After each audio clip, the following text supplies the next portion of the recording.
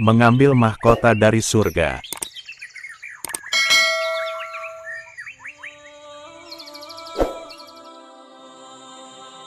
Tidak seperti biasa, hari itu Baginda tiba-tiba ingin menyamar menjadi rakyat biasa.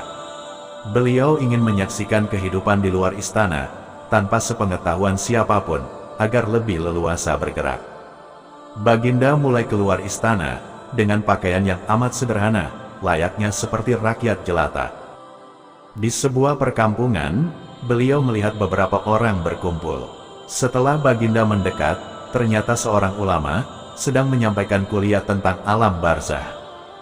Tiba-tiba, ada seseorang yang datang dan bergabung di situ.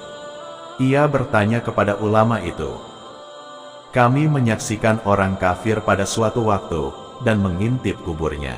Tetapi kami tiada mendengar mereka berteriak, dan tidak pula melihat penyiksaan-penyiksaan yang katanya sedang dialaminya.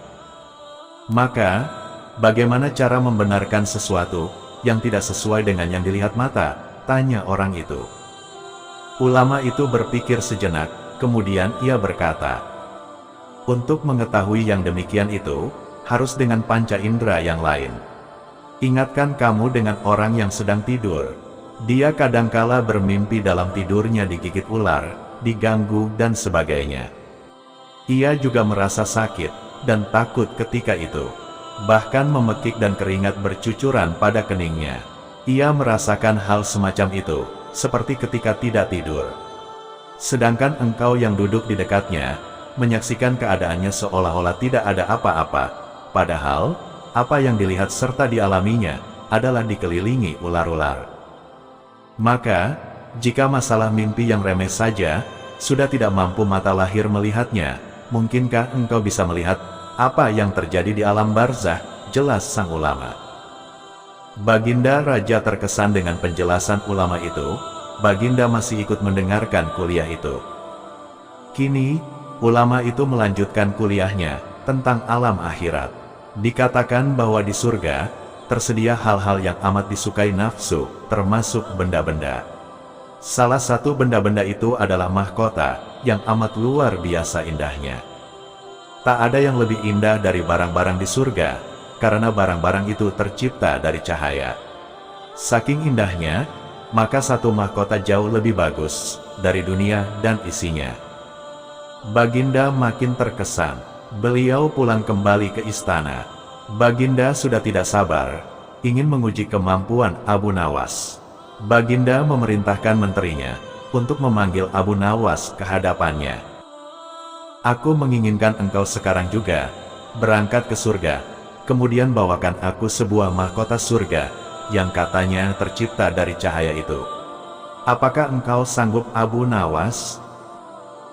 "Sanggup, Paduka yang mulia," kata Abu Nawas, langsung menyanggupi tugas yang mustahil dilaksanakan itu.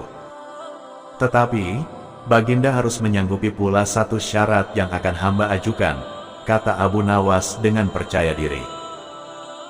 "Sebutkan syarat itu," kata Baginda Raja. "Hamba mohon Baginda menyediakan pintunya, agar hamba bisa memasukinya," kata Abu Nawas.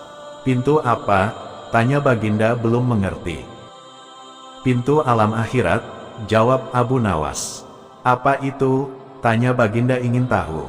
"Kiamat, wahai Paduka yang mulia. Masing-masing alam mempunyai pintu. Pintu alam dunia adalah liang peranakan ibu. Pintu alam barzah adalah kematian. Dan pintu alam akhirat adalah kiamat," jelas Abu Nawas kepada Baginda. Surga berada di alam akhirat. Bila Baginda masih tetap menghendaki hamba mengambilkan sebuah mahkota di surga, maka dunia harus kiamat terlebih dahulu, lanjut Abu Nawas. Mendengar penjelasan Abu Nawas, Baginda Raja terdiam. Di sela-sela kebingungan Baginda Raja Harun al-Rasyid, Abu Nawas bertanya lagi kepada Baginda Raja. "Masihkah Baginda menginginkan mahkota dari surga?" tanya Abu Nawas.